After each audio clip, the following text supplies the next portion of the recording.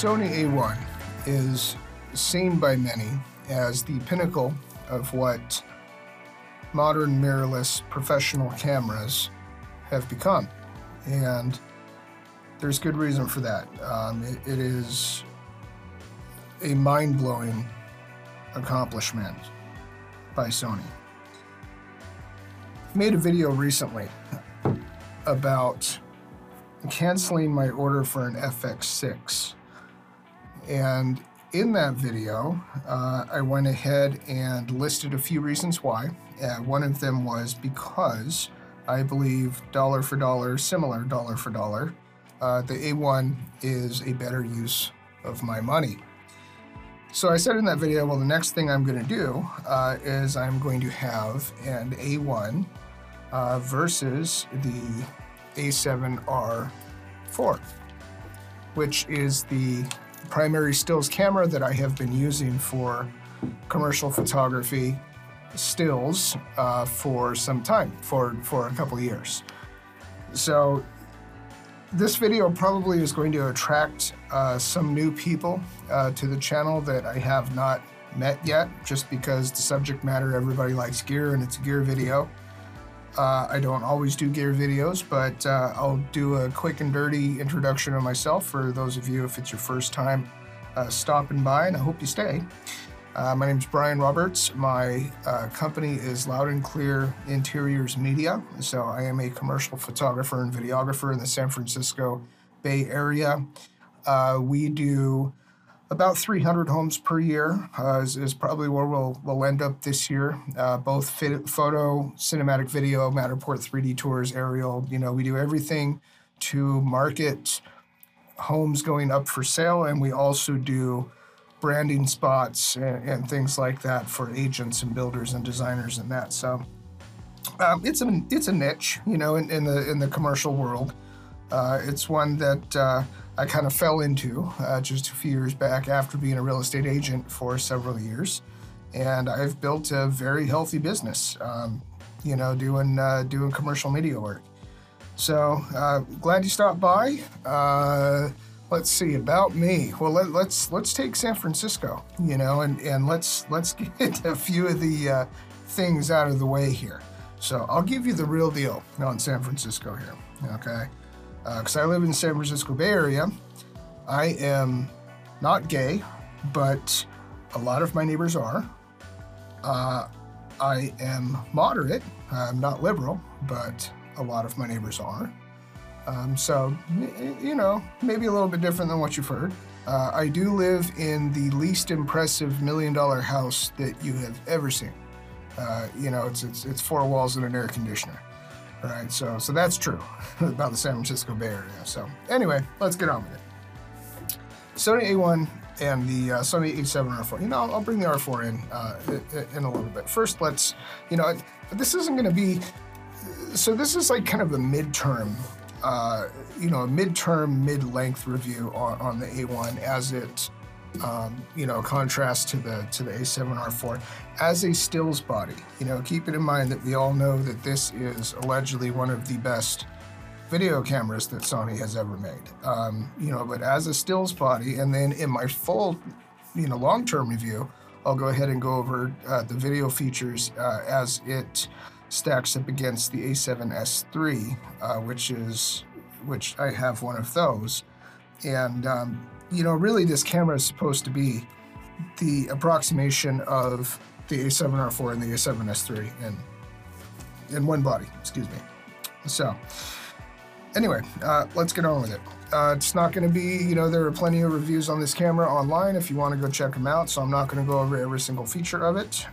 Just know that I bought it for one very specific purpose, and that is I like shooting high resolution with real estate, and that's because of my market. I have a lot of luxury real estate, 7- and 8-figure homes that I shoot. And so, you know, when you have homes like that and markets like that, usually you tend to shoot a little bit higher quality, a little bit higher resolution than the bottom of the barrel stuff, because those companies and builders have more robust marketing departments, and they are doing different things with that media that sometimes require it to be a little bit more curated than, say, like shooting the $100,000 mobile homes. You know, so I like shooting high resolution for that reason. The A7R4, which has been my primary stills body since it came out a couple years ago. Before that, I was shooting the A7R3 and the A7 III, is a 61 megapixel sensor versus the newer A1's 51 megapixel sensor. So pure resolution, the A7R4 has more of it. The A1 is really built for speed, and that was my main attraction to this body, because as much as I love shooting the A7R4, okay, like I told you, we do about 300 homes per year, and the style that I most often shoot is a bracketed flash ambient type of a style, where I'm using lights and I'm bracketing ambient exposures, and I am wirelessly tethering to my iPad, which is over here. And one of the things that the A7R4 is very slow in its throughput to the iPad. Now, Sony has a fantastic app called Imaging Edge. It used to be called something else. It's called Imaging Edge now. It really works really nicely to where you can adjust all your settings right there from your iPad, and you know, walk around the room, put your light, you know, I like to have my light on my person, you know, wherever I want it, and just wirelessly trigger it through that. Now, I also like to have a preview of the shot that I just took. That way, if something is off, I need more light, less light, shutter speed, you know, whatever, I can adjust and I can move on quickly. Even at the lowest quality preview, the A7R4 is pushing those back through slower than I would like. And so I have to wait for the preview, then I have to tell the preview to clear. I think you can set it, you know, so it only does it a second or whatever, but then if you miss it, you got to pull it back up. And so, and the files are heavy, you know, that's the other part of it. 61 megapixel file, they're like 120 megabytes a piece. So when the A1 came out, my first thought was, everybody's first thought is, that is so crazy expensive. You know, why would I pay that? You know, I mean, I've got this camera that's half as much, that's more resolution. You know, it's pretty hard actually to find a fault with the A7R4 as a stills camera. It is a really nice camera. You know, but the more that I got to thinking about it, I thought, you know, this is Sony's Olympics camera. This is the thing that they were the beneficiaries of the Olympics being delayed by a year, so they could go ahead and button up the design on this camera and get it to market. And it's 50 megapixel stacked CMOS sensor, so it's got a memory layer on the back of it. You know, and the whole architecture of the camera, down to the CF Express Type A cards, which are much faster than the UHS-2 SD cards that the A7R4 writes to. The Wi-Fi radio is stronger. I mean, everything about this camera is made to push a lot of information very quickly through the body. You know, it's a sports camera, really, but it's a high-resolution sports camera that shoots 8K video. It's a beast, right? It's a freak of nature. So, you know, the more I got to think about it, it's like, well, you know, I have this workload that really, it does slow me down, you know, having all these previews with this. So I'm going to get this, and the first thing I'm going to test out is what I'm going to do for you right here. I am going to do the tethering to the iPad, and we'll see how long this takes. So let's, why is this not? Okay, single shooting, AFC, maybe let's do manual focus. Okay.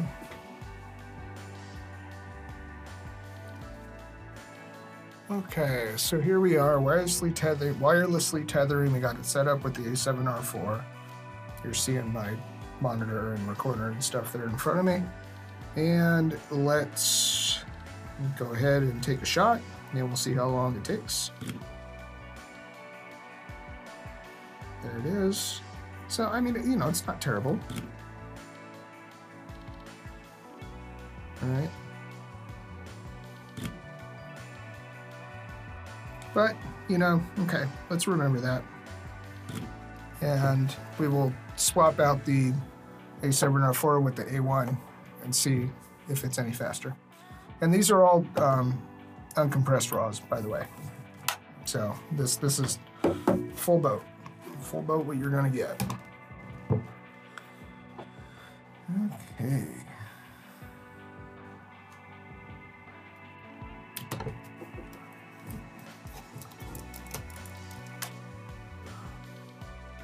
Okay, let's fire this up.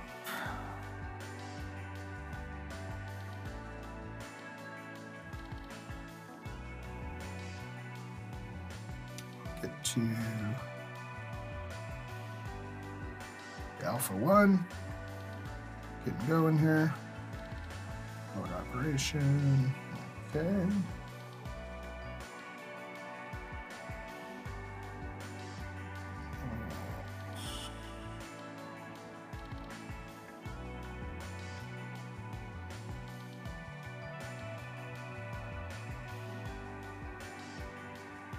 Thinking I was like 40th of a second. My exposure compensation must be. All right. Anyway.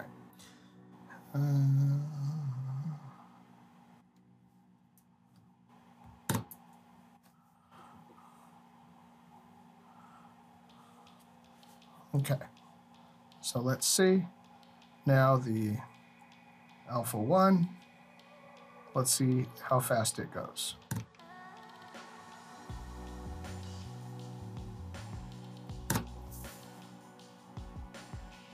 So it is faster.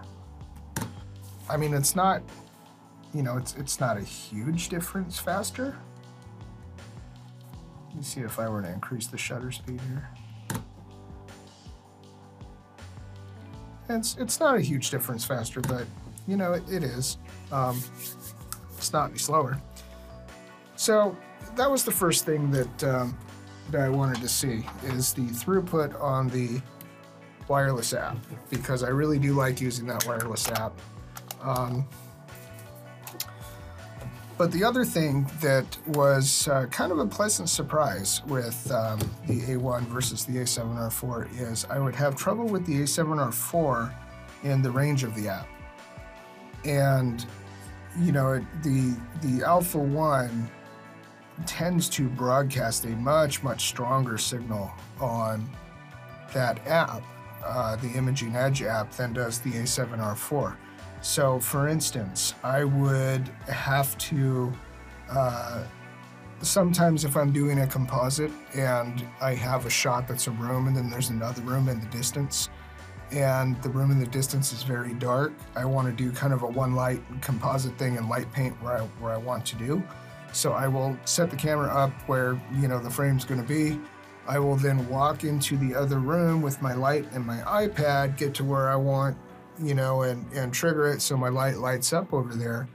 I knew how much distance I could go with the R4, and I knew that it wasn't across a large house, you know, and when that happens, you have to, you know, you got to figure it out. You got to, you get closer and you got to reconnect the thing, and you know, and that's all time, you know. A byproduct of the A1 that I was not expecting to be the case, but it turned out to be true, is that is much faster, or it is much stronger of a signal. So I can go, you know, I kind of inadvertently figured this out when I was first using this camera, and I have maybe about a dozen or so jobs underneath me with it now. So that's why this is a midterm review. But when I was first using this camera for a twilight, I had my camera outside, out in the backyard, and I was framing up my shot, and I saw that I had forgotten to turn one of the lights on the interior on. So I still had my iPad slung around my neck. It was still, you know, communicating with the camera. Now with this other camera, a lot of times what I would do is, in that instance, I would hang the iPad on the camera, so I can go in and, you know, and not lose connection and have to go through all that as my light's changing and fading and everything. But I walked in the house with the iPad, and the iPad kept connection all the way back to the house. It's a pretty big yard, and through the house. I turned on the light, looked at it. It was still a live view. Wasn't even really choppy or anything. So that really impressed me. So that to me actually made it worth it, you know? Because I've seen other guys do, you know, like signal boosters and stuff. I don't want to complicate things. You know, I want it to be as simple as possible. Simple and robust and easy and fast as possible. That's really my speed, right? So that's the wireless thing. Okay, so now let's talk about the resolution of the two. And how do the files look? You know, are you giving up anything with that 50 megapixel versus the 61 megapixel other than just, you know, some pissing contest? Hey, I no longer have 61 meg, you know, I've got, oh, you only have 50 kind of thing. You know, and how's the noise performance? You know, this is what's interesting about it. And these are some surprises that I found is I was expecting the A7R4 because I was expecting them to have similar noise performance, and I was expecting that to be fairly poor. The A7R4 has fairly poor noise performance, and that's just a byproduct of squeezing 61 million pixels on a full frame sensor. You know, they're very small photo sites. They don't, each of them gather a lot of light, and so it gets noisy. Yeah, you know, this is like an ISO 100 camera. You know, I don't like to go above about 320 or so with this, or you could start seeing some noise with it. So, you know, contrary to whatever reviewer tells you, you know, that's the case. The A1 is deceptive in a good way. And by that, I mean, it looks so much cleaner than the A7R4. It at least outpaces it a couple stops on the noise, at least. But when you really zoom into the file, and this is how it's deceptive, it's not cleaner.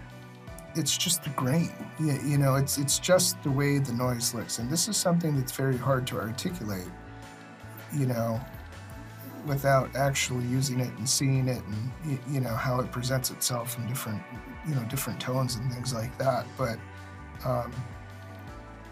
it might be cleaner, but it looks cleaner. And that's all I really care about, you know, is that it looks cleaner. So I think this sensor outperforms the A7R4 with noise. My jury is still out as far as dynamic range goes. I think the A7R4 might have a little tiny edge in dynamic range, and I have no idea why that is. Probably just the architecture of the sensor. And this stacked CMOS sensor, you have to give up something, you know, to have that kind of speed at play. Some of that could be dynamic range as it pertains to... So when I talk about dynamic range, typically, look, these cameras all see into the shadows these days, you know? So whenever I discuss dynamic range on anything, on a video camera, on a stills camera, I'm not really so much interested in what the total stops of dynamic range are, as much as I am interested on the recoverability of highlights and those stops above middle gray at whatever given ISO that are not going to be hard and clippy, that are actually going to have a nice roll-off up top there. And how does it look?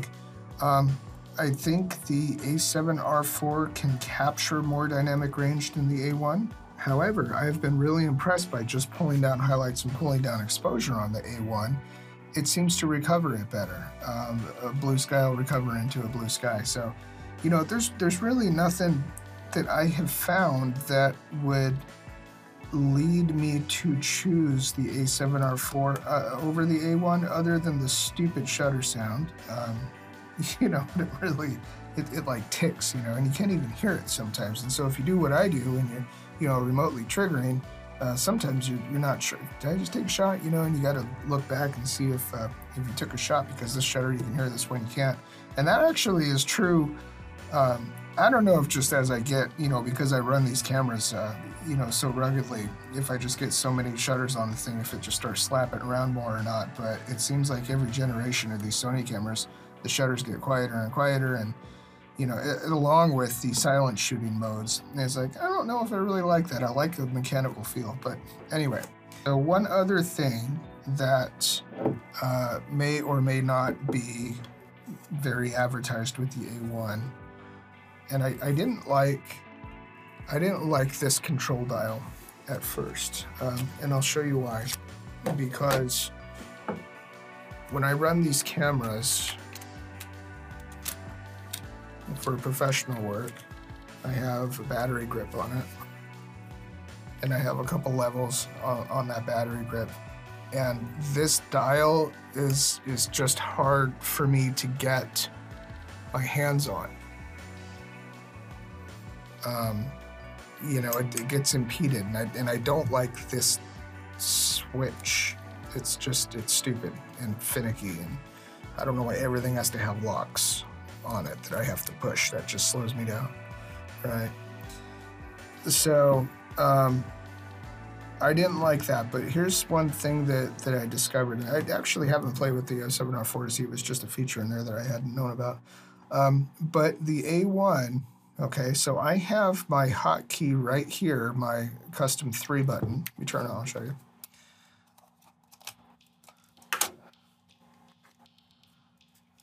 Let me go to my overhead camera here. Hopefully that'll work. Oh, I'm not, hang on, I'm not getting power to it. There we go. Okay. So I have my C3 button here for auto versus manual focus. Okay. So there's AFC. Then if I hit C3, that goes right to manual focus. Now what's cool about this is, depending on how I have this dial set, like right now it's on AFC, if I were to put it on AFS and then toggle between auto and manual, it will toggle between manual and AFS, not manual and AFC. I think that's pretty cool, actually. And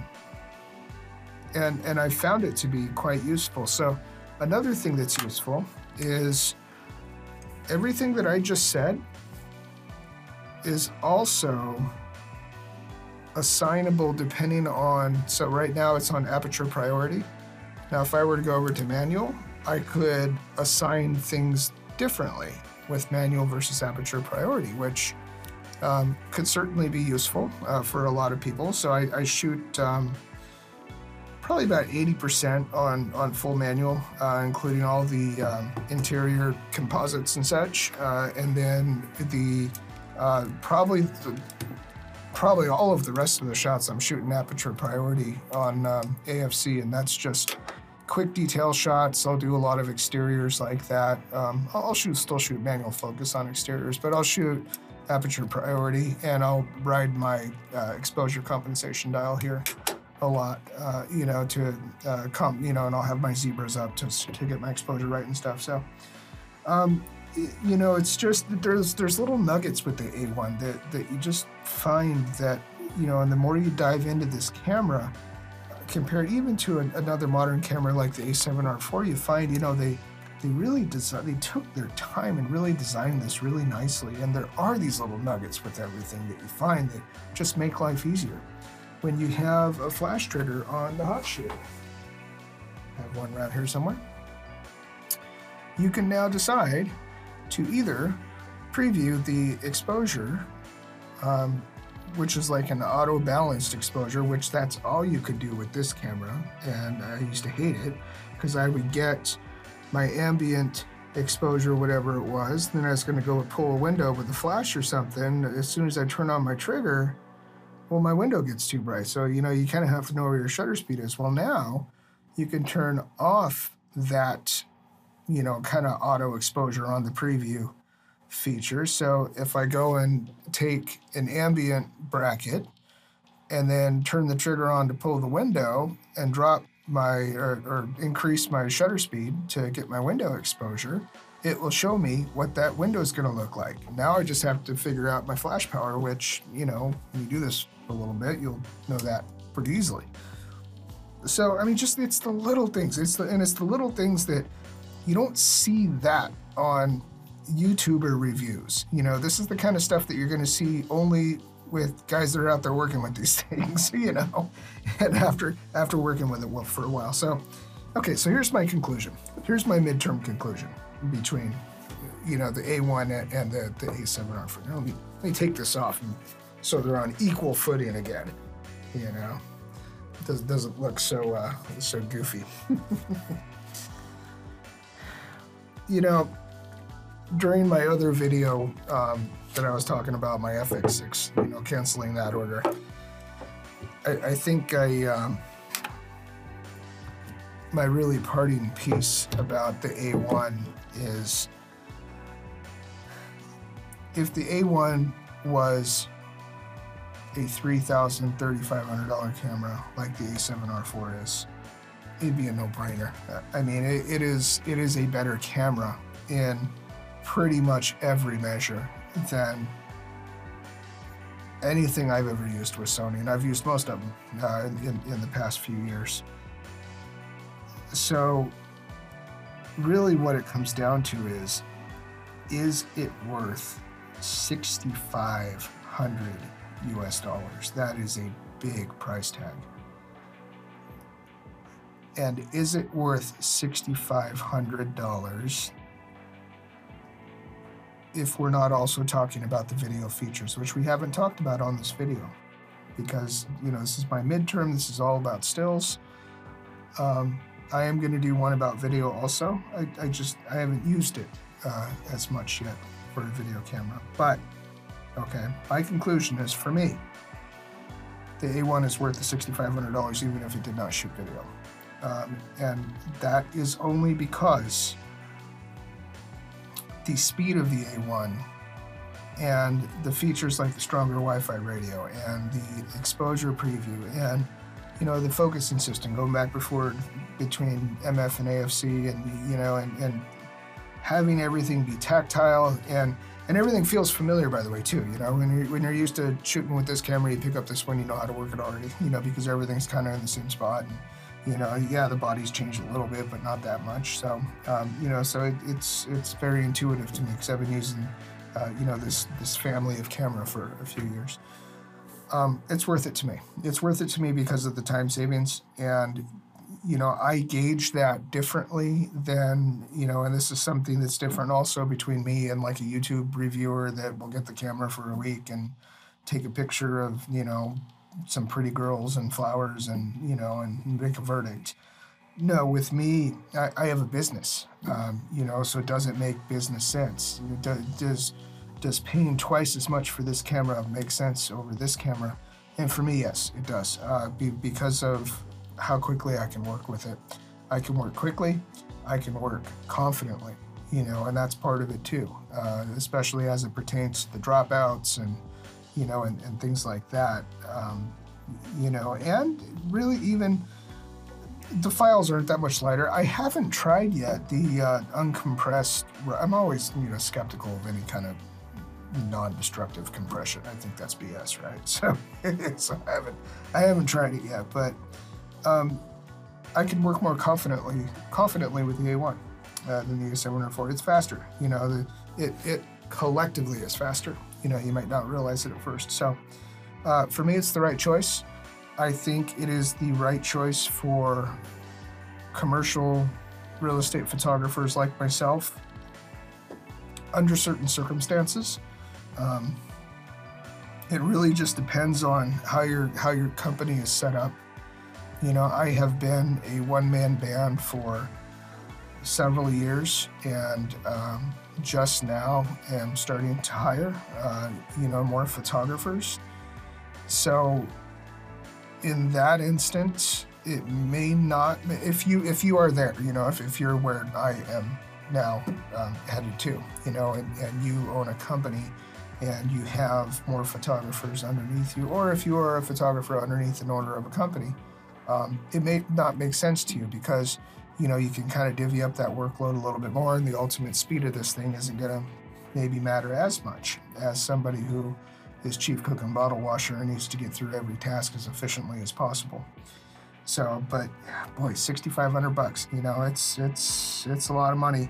And, you know, I think it's going to be, well, it's even better than the A9s, but I think it's going to be kind of like the A9s where, like, it took a while for the A9s to discount anything, you know, and they're still expensive, even when they were discounting them. So I would not get the A1 on hope that it's going to be like $1,500 off next year. I don't think it will be. You know, I think this thing's the real deal, and they're going to keep charging $6,500 for it because they can get it, you know, for a while. So, yeah, fantastic camera. So the next review is going to be the A1 and the A7S III. So I hope you stay around for that, and I'll see you again soon.